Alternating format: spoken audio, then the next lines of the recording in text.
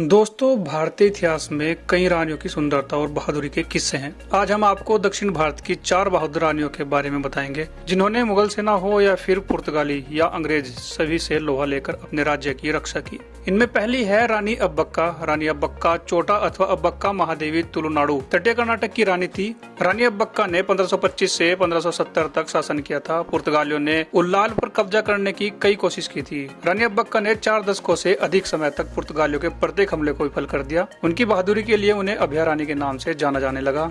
इनके बाद है रानी चन्ना भैरदेवी। 16वीं शताब्दी में विजयनगर साम्राज्य के तहत नागरी प्रांत की जैन रानी थी। उन्हें आधिकारिक तौर पर महामंडलेश्वरी रानी चन्ना भैरदेवी के नाम से जाना जाता था। उन्हें भारतीय इतिहास में सबसे लंबे समय तक राज करने वाली रानी माना जाता है। रानी चन्ना भैरदेवी ने 1552 से 1606 तक 54 वर्षों तक नागिरे पर शासन किया। रानी चन्ना भैरदेवी 1559 और 1570 में पुर्तगालियों के खिलाफ अपने युद्धों के लिए भी जानी जाती हैं, जिन्हें उन्होंने जीता।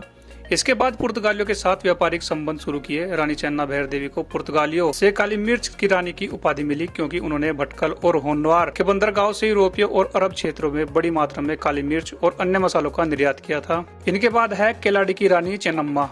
1671 से 1696 तक कर्नाटक में एक छोटे से राज्य केलाडी की शासका थी। अपने शासनकाल के दौरान उन्होंने औरंगजेब की सेना को खदेड़कर शिवाजी महाराज के छोटे बेटे राजा राम को बचाया और अपने राज्य की रक्षा की। हार के बाद मुगल सेना ने उनसे संधि कर ली। इनके बाद है रानी वेलु नाचियार। वेलु नाचियार का जन्म 1730 में रामनाड या रामनाथपुरम राज्य, जो अब तमिलनाडु का क्षेत्र है, के शासक के यहाँ हुआ था। 16 वर्ष की उम्र में वेलु नाचियार की शादी शिवगंगा के राजकुमार से हुई। इस जोड़े ने 1750 से 1772 तक शिवगंगा पर राज किया। पति की मौत के बाद अंग्रेजों ने इनके राज्य पर अधिकार जमा लिया। साल 1780 में मैसूर के सुल्तान हैदर अली की सहायता से बनाई सेना के साथ उन्होंने अंग्रेजों से लोहा लिया। वेलु नाचियार ने ईस्ट इंडिया कंपनी के शिकंजे से अपने राज्य को मुक्त करा लिया। रानी वेलु नाचियार ने 1780 से 1790 तक शिवगंगा पर राज किया। इसके बाद अपनी बेटी को राज सौंप दिया। 25 दिसंबर 1796 को वेलु नाचियार की मृत्यु हो गई।